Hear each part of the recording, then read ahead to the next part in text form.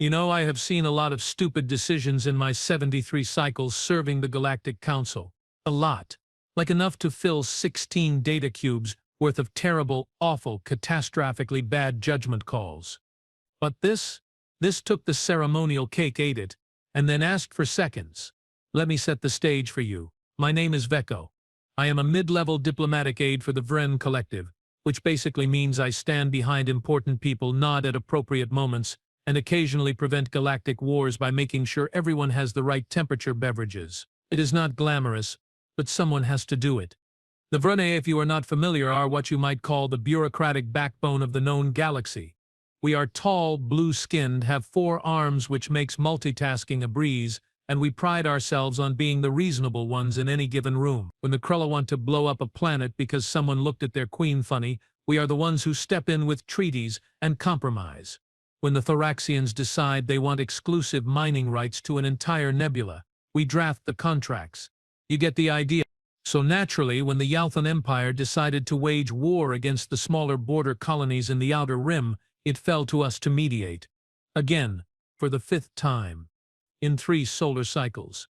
The Yalthans are, how do I put this delicately, absolutely massive jerks.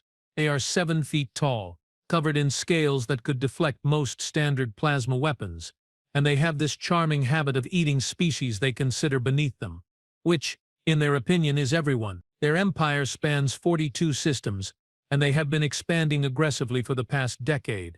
The Council keeps trying to rein them in through diplomacy, which is like trying to stop a meteor with a strongly worded letter. This particular conflict started when the Yalthans claimed that 3 colony worlds in Sector 98 belonged to them due to some ancient treaty that probably never existed. The colonies, populated mostly by Mirran settlers, politely told them where they could shove their treaty. The Yalthans responded by parking their warfleet in orbit and demanding surrender. Standard procedure. Boring even. What made this situation different, what made it absolutely buck-wild insane, was the human. Now let me tell you about humans. They showed up on the galactic stage about 40 standard years ago, acting like they owned the place despite having exactly 1 planet and some barely functional FTL drives they probably stole from a crashed freighter. They applied for council membership, got laughed out of the chamber, and then stubbornly opened trade relations anyway. Most species considered them a curiosity at best, an annoyance at worst. They were small, squishy, had no natural weapons to speak of, and died if you looked at them wrong. Their homeworld, Earth, was a death world by most standards, but they were so fragile it seemed impossible they had evolved there at all. The general consensus was that humans were harmless, if persistent. They had this weird thing about friendship and making deals and never ever giving up, even when giving up was clearly the smart move. It was almost endearing, like watching a small creature try to fight a predator 10 times its size. You root for them, but you know how it ends. The Council, in its infinite wisdom, decided to send Ambassador Prin to mediate the Yalthan situation. Prin was old, experienced, and had successfully negotiated 67 treaties in his career. He was also, and I say this with great respect, boring as hell. He could talk for 6 hours about tariff regulations without taking a breath. Perfect for wearing down aggressive species until they agreed to anything just to make him stop. Then Prin's shuttle got vaporized by a random meteor strike 2 days before the negotiation. Panic ensued. We needed someone immediately. Someone with diplomatic credentials, someone the Yalthans would not immediately eat, and someone stupid enough to volunteer for what was essentially a suicide mission. Enter Marcus Vale, human diplomat. I first met Marcus Vale in the Council's emergency briefing room, which was really just a converted storage bay because the actual briefing room was being fumigated after a Sluggoth delegation left questionable residue everywhere. He was sitting in a chair that was way too big for him, looking completely unbothered by the fact that he was surrounded by aliens who could crush him accidentally, and reading something on a small device he called a tablet. "You are the human diplomat?" I asked, trying to keep the skepticism out of my voice and failing miserably. He looked up. Humans have 2 eyes, which always creeps me out, but his were this weird greenish color that seemed to catch the light. He smiled, showing those flat little teeth humans have. "Marcus Vale, at your service. And you are?" "Veko, diplomatic aide. I will be accompanying you to the negotiation." "Great," he said, standing up. He was maybe 5.5 feet tall, which meant he came up to about my mid-torso. He extended his hand. Humans love their handshakes. I awkwardly reached down with one of my lower arms and grasped it. His grip was surprisingly firm. "You understand the situation?" I asked. "The Yalthans are not known for their patience, or their tolerance, or their willingness to not eat diplomats they find annoying." "I've read the briefing," Marcus said cheerfully. "Sounds like a fun time." "Don't worry, Veko. I have dealt with difficult negotiations before." "Yes, but those negotiations probably did not involve a species that considers you an appetizer." He laughed, actually laughed, like I had told a joke. "Fair point. That is why I brought backup." That is when she walked in. The human female entered the room with the kind of confidence usually reserved for apex predators and battle commanders who have won 100 campaigns. She was slightly taller than Marcus, maybe 5'9", with dark hair pulled back into what I later learned was called a ponytail. She wore black clothing that looked tactical, all pockets and straps and reinforced panels, and she moved with this fluid grace that made my instincts scream danger. She was also carrying enough weapons to outfit a small strike team. "This is Tessa Kane," Marcus said, gesturing casually. "My personal security." I stared. Then I stared some more.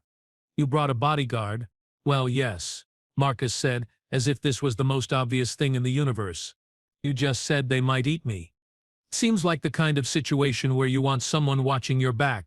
"But she is human," I said, because apparently my brain had decided to just stop working entirely. "She is as small as you. How is she supposed to protect you from Yalthans?" Tessa Kane looked at me. Her eyes were dark brown, almost black, and they had this intensity that made me want to take a step back. When she spoke, her voice was calm and level with just a hint of amusement.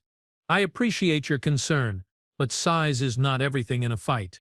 The Yalthans are 7 feet tall. They have scales. They have claws. You have what? Those small metal things." I gestured at the various weapons strapped to her body. "Guns," she corrected, "and knives, and a few other surprises, but mostly I have training and experience. Fought in the Mars conflict, did 3 tours on Titan Station during the Separatist uprising, and spent 2 years doing private security for corporate executives in places that made Yalthan space look like a vacation resort." I looked at Marcus. Marcus just smiled. "Tessa is very good at her job." "This is insane," I muttered. "The Council is going to vaporize me for allowing this." "The Council is desperate," Marcus pointed out. "Otherwise they would not have hired me. Besides, what is the worst that could happen?" "Oh, you sweet, naive little human. Let me count the ways." The flight to the negotiation site took 6 hours aboard a Council transport ship. The Yalthans had insisted on neutral ground, which in this case meant a decommissioned trading station orbiting a dead star. Very dramatic. Very ominous. Definitely the kind of place where treaties get signed and definitely not where people mysteriously disappear forever. Marcus spent most of the flight reviewing documents and making notes. Tessa spent the entire time doing what she called maintenance on her weapons, which involved disassembling them, cleaning every piece with disturbing care, and putting them back together with the kind of speed that suggested she could do it blindfolded. Probably in the dark, while being shot at. I spent the flight trying not to have a panic attack. "So," I said during one of the brief moments when Tessa was not actively handling something that could kill me, "what exactly is your plan if the Yalthans attack?" She looked up from the knife she was sharpening. It was a wicked-looking blade, about 8 inches long, with a slight curve to it. "Depends on how they attack." "That is not reassuring." "Not meant to be reassuring," she said. "Meant to be honest. If they attack with weapons, I respond with weapons. If they attack physically, I respond physically. If they try to take Marcus hostage, I extract him. If they try to kill him, I kill them first." "You cannot kill a Yalthan," I said flatly. "Their scales are too thick. Standard plasma weapons barely scratch them." She smiled. It was not a nice smile. "Who said anything about standard weapons?" Marcus glanced over from his reading. "Tessa has a rather extensive collection of, shall we say, specialized equipment. Turns out humans have gotten very good at killing things that are bigger and stronger than us. Long nicky of it, actually. Very educational." "I hate this," I announced to no one in particular. "I hate everything about this situation." "Noted," Marcus said, turning back to his documents. We docked at the station right on schedule. The place was exactly as depressing as I imagined, dim lighting, creaking bulkheads, the faint smell of recycled air that had been recycled a few too many times. Perfect spot for a diplomatic disaster. The Yalthan delegation was already waiting in the main conference chamber. There were 5 of them, all massive, all looking like they could bite through a bulkhead if they felt like it. Their leader was a particularly large specimen named Gorlix, who had personally led the fleet that was currently blockading the colony worlds. He had scales the color of dried blood and eyes like a predator that had just spotted prey. When we entered, all 5 Yalthans turned to look at us. Then they started laughing. It was not a nice laugh. It was the kind of laugh you hear right before something terrible happens. Deep, rumbling, and full of genuine amusement at what they clearly considered a cosmic joke. "This is what the council sends?" Gorlix said, his voice like gravel in a metal drum. "A Ren bureaucrat and 2 snacks?" The other Yalthans thought this was hilarious. They kept laughing, this horrible hissing sound that made my skin crawl. Marcus, to his credit, did not even flinch. He walked right up to the negotiation table, set down his tablet, and sat in the chair that was, once again, way too big for him. Ambassador Marcus Vale, representing the Galactic Council. "Shall we begin?" Gorlix stopped laughing. He leaned forward, his massive bulk making the table creak. "You are either very brave or very stupid, little human. Why not both?" Marcus said pleasantly. "Now, regarding the territorial dispute in Sector 98, I have reviewed the treaty you cited as legal justification for your claim. The one from, let me check my notes, 600 years ago. Yes, I have to say, it is fascinating reading. It grants us rightful ownership." Gorlix growled. "It grants you trading rights," Marcus corrected. "Specifically the right to trade agricultural products with the colony that existed at the time. That colony, by the way, was abandoned 400 years ago due to a plague. The current settlements were established by the Mirring under proper council colonization protocols. So unless you are planning to argue that the right to trade root vegetables 6 centuries ago somehow translates to total planetary ownership, we might have a problem with your legal theory." I wanted to kiss that beautiful, insane human. He had just dismantled the entire Yalthan claim in under 30 seconds. Gorlix, naturally, did not take this well. He stood up, all 7 feet of scaled fury, and slammed his claws on the table. "You dare question the Yalthan Empire?" "I dare question bad paperwork," Marcus said calmly. "Comes with the job." That is when things got exciting. And by exciting I mean terrifying. One of the other Yalthans, a particularly mean-looking brute with a scar across his snout, moved toward Marcus with clear intent. Not subtle intent, very obvious. "I am going to hurt you now" intent. Tessa was faster. I did not even see her move. 1 second she was standing behind Marcus, hands relaxed at her sides. The next second she was between Marcus and the Yalthan, one hand resting on what looked like a small cylinder attached to her belt. "That is close enough," she said quietly. The Yalthan laughed. "Or what, tiny thing? You will bleed at me, or I will demonstrate why humans are considered a death world species," Tessa said. Her voice had not changed, still calm, still level, but there was something in her tone that made every survival instinct I had start screaming. The Yalthan reached for her. What happened next took maybe 3 seconds, but I am going to remember it for the rest of my life. Tessa moved. She ducked under the Yalthan's reaching claw, pulled that cylinder from her belt, and there was a sharp crack sound. The cylinder extended into a full staff about 4 feet long, with some kind of energy field crackling along its length. She spun, fast as lightning, and struck the Yalthan across the back of his knee. The Yalthan, this 7-foot-tall armored predator, went down like someone had cut his strings. Before anyone could react, Tessa had the staff pressed against his throat, right in the small gap between his helmet scales and his chest plates. The energy field made this buzzing sound that promised extremely bad things. "Stay down," she suggested. The Yalthan wisely stayed down. Gorlix and the other 3 Yalthans stared. I stared. Marcus calmly continued reading his notes. "Now then," Marcus said, not even looking up. "Where were we?" "Oh yes. The legal problems with your territorial claim. I have prepared a counter-proposal that I think you will find more than reasonable. It involves the Yalthan Empire withdrawing your fleet, the colonies agreeing to favorable trade terms with your empire, and everyone walking away without having to file incident reports that would take months to process. Sound good? Gorlix found his voice. It came out as more of a strangled hiss. Your human just attacked my officer. Your officer attacked first, Marcus said, finally looking up. Tessa was simply ensuring my safety, as is her job. Now, do you want to discuss the treaty, or do you want to continue testing whether my bodyguard can take all 5 of you? Because I will be honest, Gorlix, I have seen her fight. My money is on Tessa. The Yalthan, who was still on the floor, groaned. Tessa had not moved the staff from his throat. Gorlix's eyes narrowed. You threaten the Yalthan Empire? I am offering you a peaceful resolution that saves face for everyone, Marcus said. You get trade rights, which is probably what you wanted in the first place. The colonies get to stay independent, which is what they want. The Council gets to avoid a war, which is what they want. And I get to file a successful negotiation report, which is what I want. Everybody wins. The alternative is that this turns into an actual fight, and trust me when I say that you do not want to see how creative humans get when properly motivated. There was a long, tense silence. The only sound was the humming of Tessa's staff and the labored breathing of the Yalthan on the floor. Then Gorlix laughed. It was a different laugh this time. Less predatory, more genuine. You have spine, little human.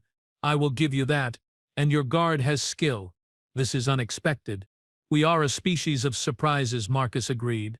Do we have a deal? Gorlix looked at his officers, then at Tessa, who still had not moved, then back at Marcus. Show me this proposal of yours. Tessa stepped back, letting the Yalthan scramble to his feet. He looked humiliated and furious, but he did not try anything else. Probably because Tessa kept that staff extended and ready. The next 2 hours were actually pretty boring. Marcus and Gorlix haggled over trade percentages and shipping routes and tariff regulations. I provided supporting documentation when requested. Tessa stood perfectly still, watching everyone with those dark eyes, staff still in hand. Eventually they reached an agreement. Gorlix would withdraw the fleet. The colonies would open preferred trade channels with the Yalthan Empire. Everyone would file the appropriate paperwork. Crisis averted. We were packing up to leave when Gorlix approached Marcus one last time. Your species interests me, human. Perhaps we underestimated you. Most people do, Marcus said cheerfully. We are used to it. That one, Gorlix nodded at Tessa. Where did you find her? Earth, Marcus said. We have about 8 billion more where she came from. Some even better trained. Gorlix actually looked disturbed by this information. The Council should have warned us. The Council probably does not know, Marcus said. We are still pretty new to all this galactic politics stuff. Give us time. We will grow on you. We made it back to the transport without further incident. As soon as we were aboard and the airlock sealed, I collapsed into the nearest chair and tried to remember how to breathe properly. That went well, Marcus said. Well, I squeaked. Well, we almost started a war. But we did not, Marcus pointed out. Instead, we ended a conflict, established trade agreements, and demonstrated that humans can handle themselves in diplomatic situations. I call that a win. Tessa was already disassembling her staff and putting it back in its holster. The big one, Gorlix, he was testing you. Wanted to see if you would break. I noticed, Marcus said. Fairly standard intimidation tactic. The attack was predictable too. They always try physical threats when legal arguments fail. You knew they would attack? I demanded. Suspected strongly. Marcus said. That is why I brought Tessa. Like I said, back up. You are both insane, I muttered. Completely, utterly insane. Tessa smiled. That same not nice smile from before. You say that like it is a bad thing. The return flight gave me time to process what I had witnessed. I kept replaying the moment when Tessa took down that Yalthan. It should not have been possible. Everything we knew about species compatibility said that humans were too small, too weak, too fragile to fight larger species. But she had done it anyway. Easily. Can I ask you something? I said to Tessa, who was back to cleaning her weapons. Sure. How did you do that? The Yalthan. I mean, he should have crushed you. She considered the question for a moment, then set down the gun she was working on. You are thinking about it wrong. You see a 7-foot-tall armored predator and assume he wins any fight. He is bigger, but size is only one factor. Speed matters. Leverage matters.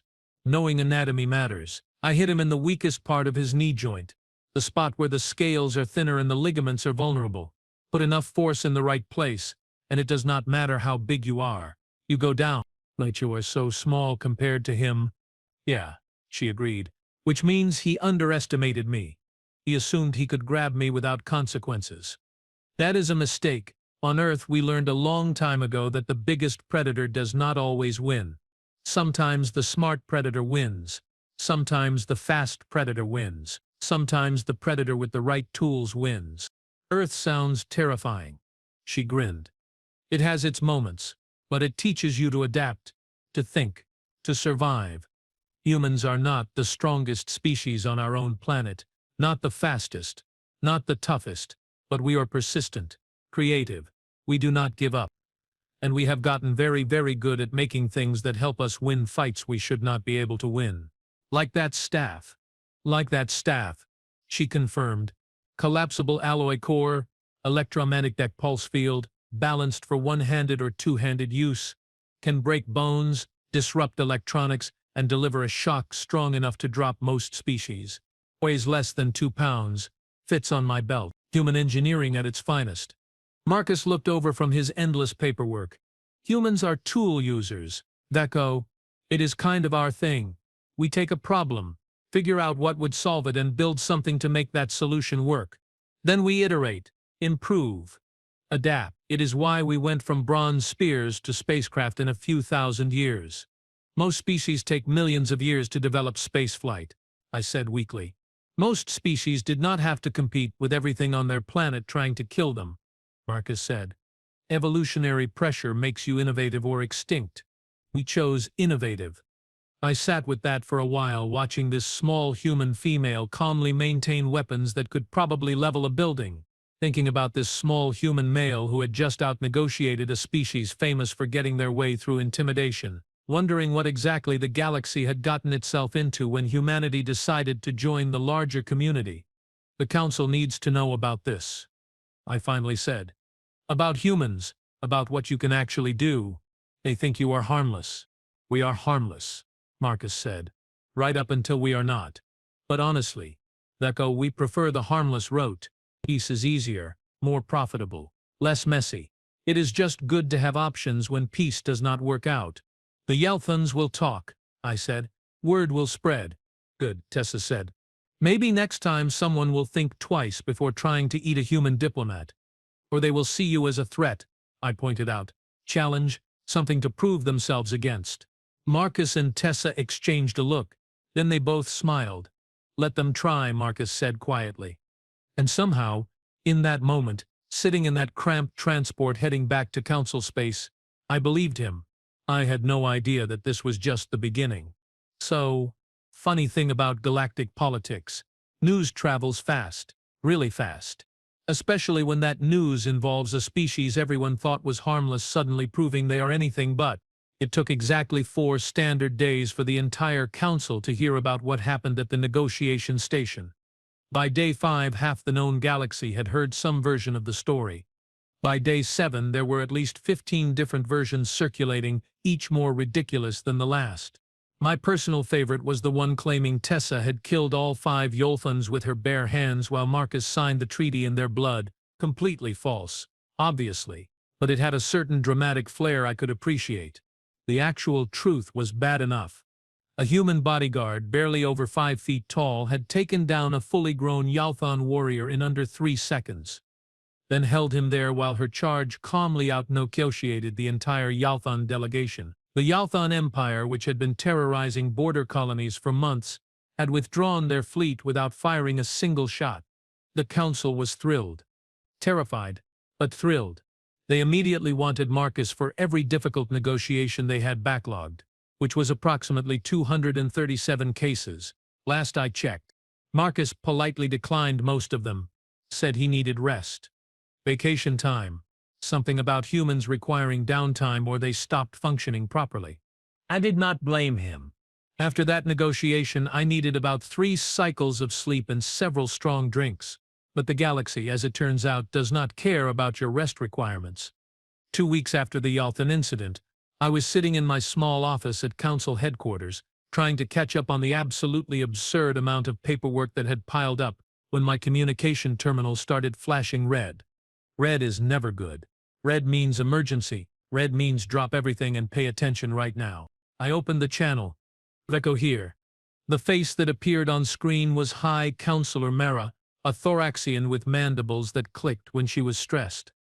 They were clicking very rapidly. Echo. We have a situation. Is the human diplomat still on station? Marcus? Yes, I think so. He was scheduled to leave tomorrow. Why? Get him to conference room Alpha immediately. Bring his security specialist too. We have, oh, how do I phrase this delicately? A rather significant problem. How significant? Her mandibles clicked faster. Warfleet. Significant. Multiple species. Potentially galaxy-ending significant. Move quickly, Vaco. The channel closed. I sat there for approximately 5 seconds processing what I had just heard, then I grabbed my datapad and ran. I found Marcus in the station's observation deck, of all places, just standing there looking out at the stars. Tessa was nearby reading something on her tablet, always within protective distance, but giving him space. They both looked remarkably calm for people who were about to be dragged into another crisis. We need to go, I said, slightly out of breath because running is not something Vortheren are built for. High Counselor Mera Conference Room Alpha. Now. She said something about a war fleet. Marcus turned, and I swear his eyes lit up, actually lit up, like he was excited. War fleet? Whose? She did not specify, just said multiple species and potentially galaxy ending. Sounds interesting, Marcus said. He looked at Tessa. You ready? She closed her tablet, stood up, and checked the various weapons I now knew were concealed all over her body. Always. You are both deeply disturbed individuals, I muttered. You keep saying that, Marcus replied cheerfully. I am starting to think you mean it as a compliment. Conference room Alpha was packed. Every major council member was there, along with military advisors, intelligence officers, and several species I did not even recognize. The tension in the room was thick enough to cut with a vibroblade. High Counselor Mara stood at the head of the table, her mandibles still clicking away. Next to her was General Cross, a Krell warrior with enough battle scars to write a history book on his carapace. When we entered, every head turned. Ah, the human, Mira said. Thank you for coming so quickly. We have a situation that requires your particular brand of diplomatic intervention.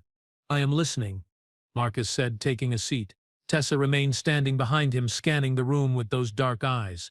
Mera activated the hollow display in the center of the table. A star map appeared, showing a cluster of systems on the far edge of council space. Then red icons started appearing. A lot of red icons. An alarming number of red icons. 48 hours ago, Mera began.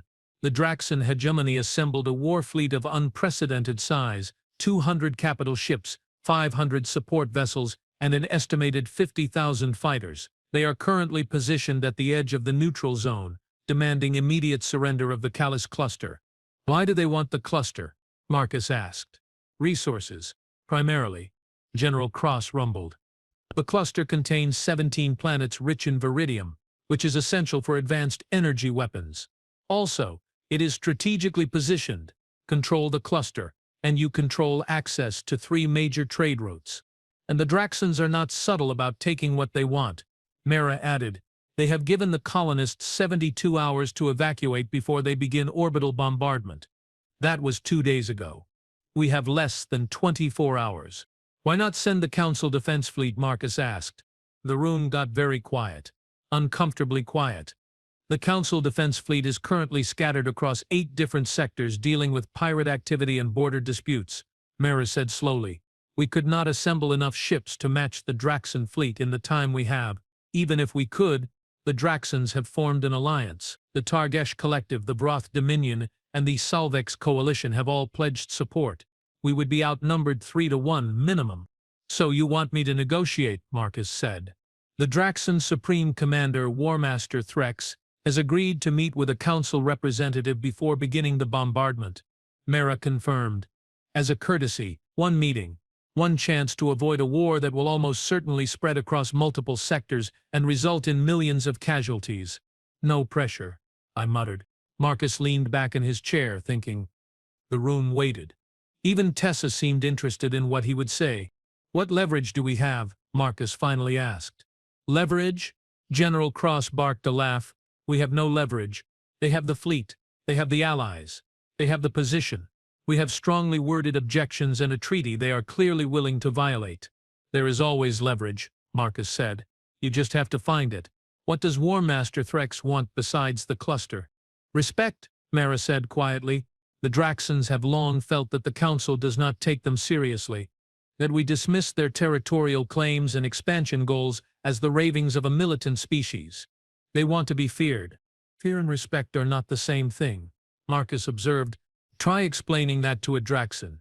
General Cross muttered. Marcus looked at Tessa. She gave a tiny nod so subtle I almost missed it. Some kind of silent communication passed between them. "Okay," Marcus said. "I will meet with War Master Threx. Under 3 conditions." Mara's mandibles stopped clicking. "You are in no position to make demands, Ambassador Vale." "Sure I am," Marcus said pleasantly. "You came to me. That means you think I can do something your other diplomats cannot. So 3 conditions. First, the meeting happens on neutral ground, not on his flagship where he has all the advantages." "Reasonable," Mara conceded. "Second, I bring my security specialist." He nodded toward Tessa. "The Draxans will see that as an insult, a challenge." "Good," Marcus said. "Let them. Which brings me to condition 3.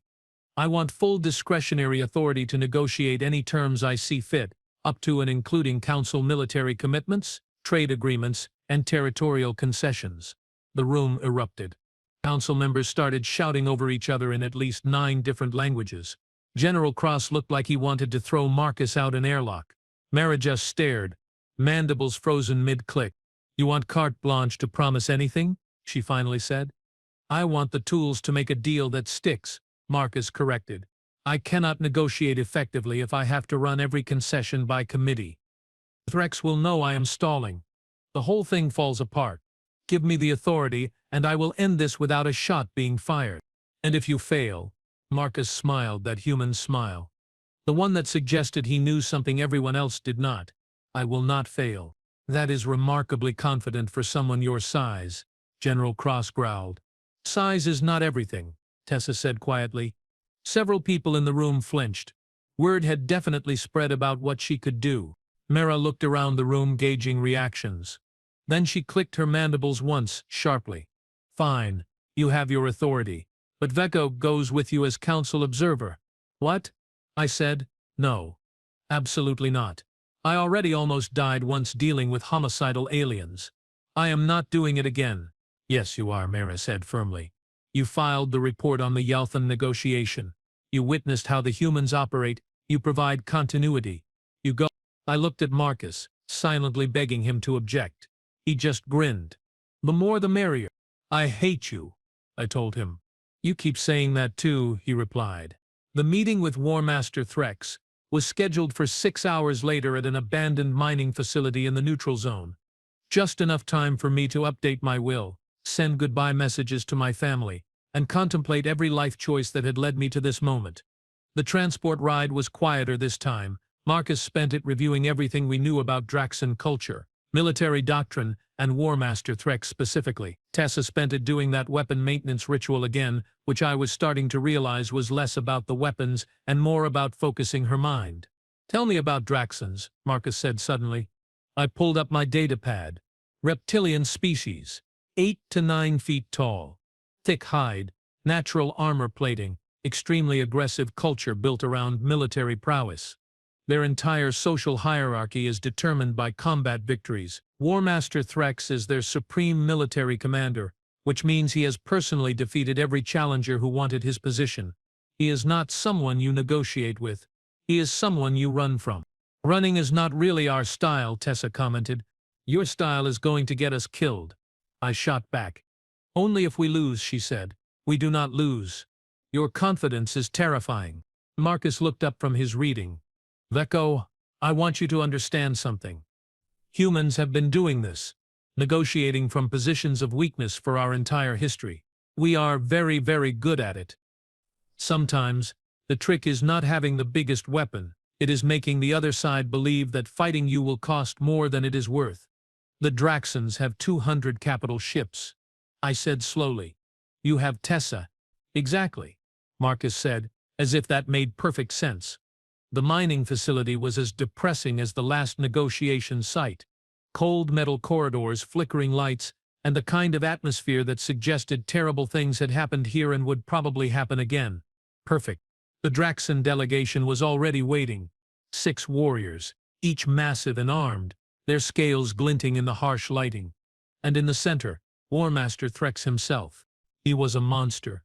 9 feet tall, covered in battle scars with cybernetic enhancements woven throughout his body. His eyes were a cold yellow reptilian slits that tracked our approach with predatory focus.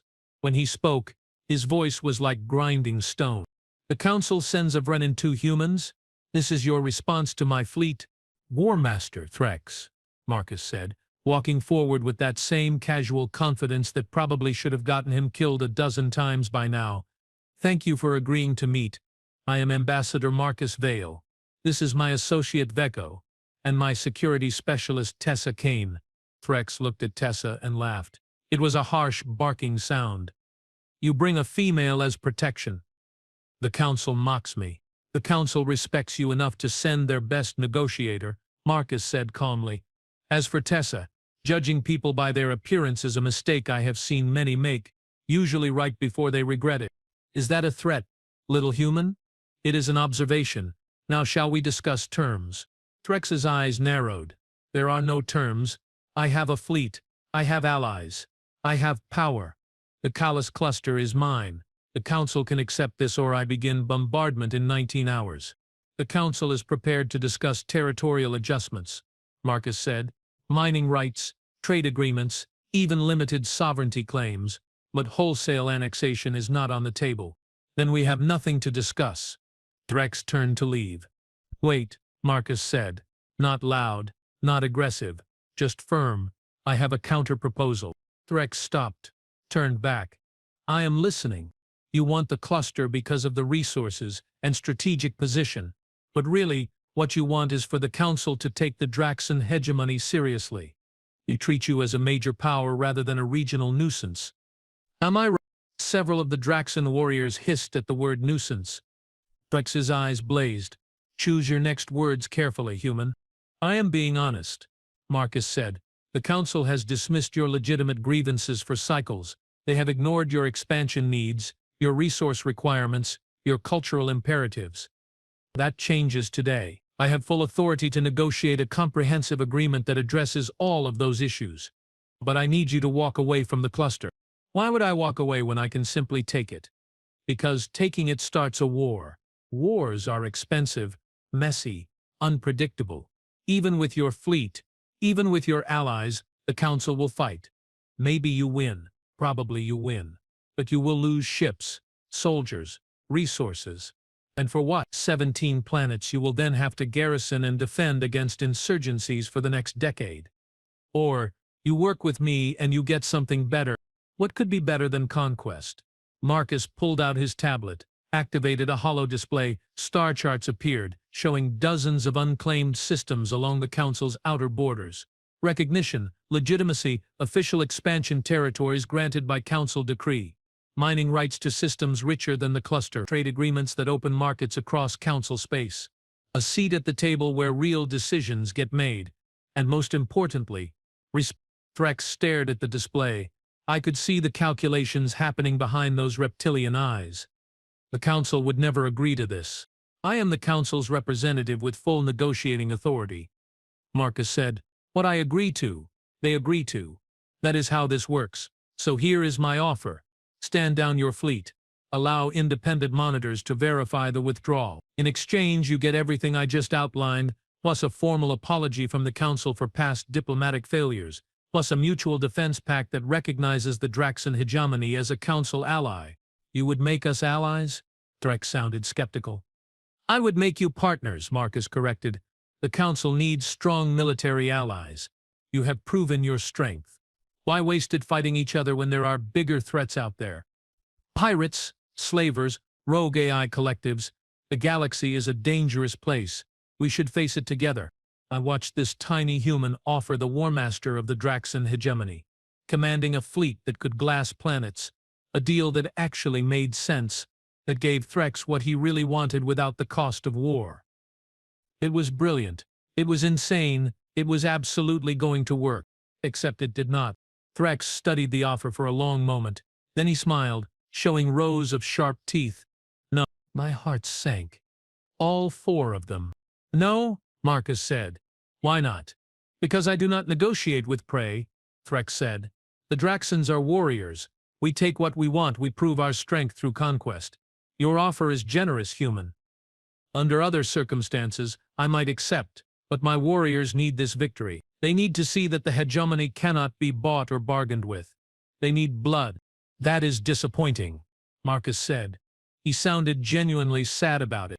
You have 18 hours before the bombardment begins, Threx said. I suggest you evacuate the colonies. At least you tried, little human.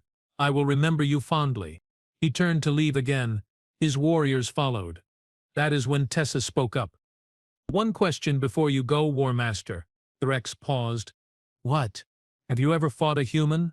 Threx turned fully around, confusion evident on his face. What? I asked if you have ever personally fought a human in combat, because you keep calling us prey, calling us little, acting like we are beneath you. I am curious if that is based on actual experience or just assumption. The temperature in the room dropped about 10 degrees. Every Draxan warrior focused on Tessa. Threx's eyes narrowed to slits. You dare challenge me? I dare ask a question, Tessa said calmly. If your warriors need to see strength, let them see it. You and me right here, right now. If I win, you accept the ambassador's deal. If you win, you get the cluster and we leave. One fight, 3 minutes. Winner takes all. No, I nearly shouted. Tessa, he will tear you apart. Probably not, she said, not taking her eyes off Threx. But maybe that is what makes it interesting. Marcus had not moved, had not said a word, but I saw something in his expression, calculation, trust, the absolute certainty that Tessa knew exactly what she was doing. Threx laughed again. You are serious. You actually think you can fight me? I think I can beat you, Tessa corrected, but there is only one way to find out. This is madness. One of the other Draxan warriors hissed. War Master, she is baiting you. I know, Threx said, but his eyes were gleaming now. The predatory focus had shifted into something else. Challenge. Excitement. Very well, little human. 3 minutes. No weapons. Pure combat. When I break you, your ambassador will witness what happens when prey forgets its place. 3 minutes, Tessa agreed. She started removing her weapons, placing them carefully on the table. Guns, knives, that staff, other things I could not even identify. No weapons. Just us, Tessa, Marcus said quietly. She looked at him. Trust me. Always, he replied. They cleared a space in the center of the room. Then Threx rolled his massive shoulders, his scales rippling with movement. He had at least 3 feet of height on Tessa, and probably 400 pounds of muscle and armor plating. It should not have been a fight. It should have been an execution. The timer started. Threx moved first, surprisingly fast for his size. He charged, intending to grab Tessa, and end this quickly. She was not there. She sidestepped, fluid as water, and drove her fist into the gap between his chest plates and his shoulder armor. I heard something crack. Threx roared, spinning faster than I thought possible, his massive arms sweeping out to catch her. She ducked under it, rolled, came up behind him, and kicked the back of his knee with enough force that he actually stumbled. The Draxan warriors were shouting now, not in anger, in amazement. Threx recovered, feinted left, then came in low and right. Tessa took the hit, let herself get grabbed, then used his own momentum against him. She twisted, locked his arm, and used some kind of leverage technique that flipped him right over her shoulder. All 9 feet and 1,000 pounds of Draxan Warmasters slammed into the metal floor with a resounding crash. 1 minute gone. Threx rolled to his feet, blood trickling from his mouth. He was not laughing anymore. He came at her again, disciplined now, using proper combat technique instead of just size and strength. They traded blows, a blur of movement almost too fast to follow. She was faster, more precise, but every hit she landed barely seemed to faze him. Every hit he landed should have ended the fight, but she rolled with them, deflected them, turned them into glancing blows. 2 minutes gone. They separated, circling each other. Both were breathing hard now. Tessa had blood on her lip where one of Threx's strikes had connected. Threx had gouges in his armor where her strikes had found weak points. "You fight well," Threx admitted. "Better than any human has a right to. But you cannot win. I am stronger, tougher. In the end, that is what matters." "Maybe," Tessa said. She was smiling. Actually smiling. "Or maybe humans have something you do not." "What?" "The absolute refusal to give up." She attacked. Not fancy, not complicated, pure aggression, targeting the same spots she had already damaged, hitting them again and again and again. Threx tried to defend, tried to counter, but she was relentless. She took hits that would have killed most species and kept coming. She ignored pain, ignored exhaustion, ignored the fact that she was fighting something that should have been able to break her in half. 30 seconds left. Threx was bleeding now from multiple wounds. His movements were slower. Tessa, impossibly, seemed to be getting faster. She jumped, wrapped her legs around his neck and used her entire body weight to twist him sideways. They both went down, grappling, a tangle of limbs and desperation. 10 seconds. Somehow, impossibly, Tessa got him into a chokehold. Her arm locked around his throat, her legs wrapped around his torso, applying pressure to arteries and cutting off blood flow to his brain. Threx thrashed, tried to pull her off, but she held on like she was welded to him. 5 seconds. Threx's movements slowed. His eyes started to glaze. He was going unconscious. 3 seconds. The timer hit 0. Tessa held on for 2 more seconds, then released and rolled away. Threx lay on the floor, gasping, alive but beaten. She stood up slowly, favoring one leg, wiping blood from her face. The room was silent. Every Draxan warrior stared at her like she was some kind of monster. 3 minutes, Tessa said quietly. "I win. You accept the deal." Threx got to his knees, then slowly he stood. He looked at Tessa with something I never expected to see from a Draxan. Respect. Real respect. "In all my cycles," he said, his voice hoarse, "I have fought hundreds of opponents. I have never ever been beaten by someone half my size. You are no prey human. You are a warrior. So, we have a deal?" Marcus asked, stepping forward. Threx looked at him, then at Tessa, then at his own warriors who were still processing what they had witnessed. Then he started laughing. Deep, genuine laughter that filled the room. "Yes," he said finally, "we have a deal. The fleet will stand down. I will accept your terms, not because I fear the Council, but because any species that can produce warriors like her deserves respect. And I would rather have humans as allies than enemies." Marcus pulled out his tablet, already bringing up the contract he had pre-prepared because of course he had pre-prepared it. "Excellent. Let us finalize the details." I stood there, watching a human diplomat and a Draxan war master hammer out peace terms while the human's bodyguard quietly put her weapons back on, and I realized something profound. The galaxy had been wrong about humans. So wrong. They were not harmless. They were not weak. They were not prey. They were survivors from a world that tried to kill them every single day, and they had learned not just to survive, but to win against bigger opponents, stronger opponents, impossible odds. They won because they refused to lose. The treaty took another 2 hours to finalize, but it was comprehensive. The Draxans got expansion territories, trade rights, and a formal alliance. The Council got peace and a powerful military partner. Marcus got another legbusel negotiation to add to his record. Tessa got 4 cracked ribs, a concussion, and about 60 new bruises. She did not complain once. On the flight back, I finally asked the question that had been bothering me. "How did you know you could beat him?" Tessa looked up from the medical wrap she was applying to her ribs. "I did not." "What?" "I did not know I could beat him," she repeated. "He was bigger, stronger, tougher. By all logical assessment, I should have lost. But I knew I could hurt him enough in 3 minutes to make it a real fight. And sometimes that is all it takes. Show them you will not go down easy, and they start respecting you." "But what if you had lost?" She shrugged. then winced because shrugging with cracked ribs hurts. Then Marcus would have found another way. That is what humans do. We adapt. We find solutions. If the first approach does not work, we try a second, then a third, then 100th. We keep trying until something works. Your species is absolutely terrifying. I said, yeah. She agreed, but we are also your species now. Council member applicants, remember, you are stuck with us. Marcus smiled from his seat. Look on the bright side. Vecco, at least galactic politics will not be boring anymore. He was right about that. Over the next few cycles, word spread about what happened at that mining facility. A human bodyguard beating a Draxan Warmaster in single combat. A human diplomat ending a potential galaxy-wide war without a single shot being fired. 3 minutes from confrontation to resolution. Species that had dismissed humans started paying attention. Some with interest, some with concern, some with outright fear, but all of them with respect. The Council, perhaps inevitably, approved humanity's application for membership 6 months later.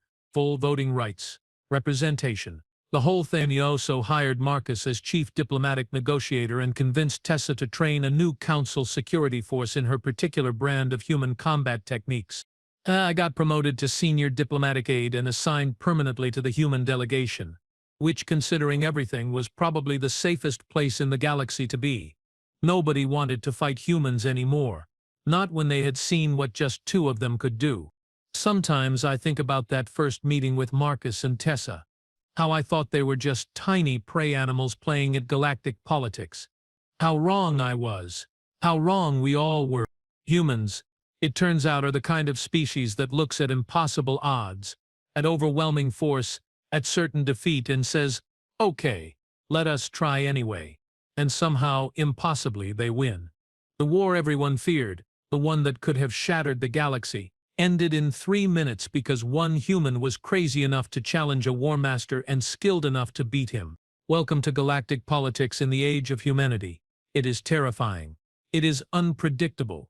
It is absolutely never boring. And I would not have it any other way.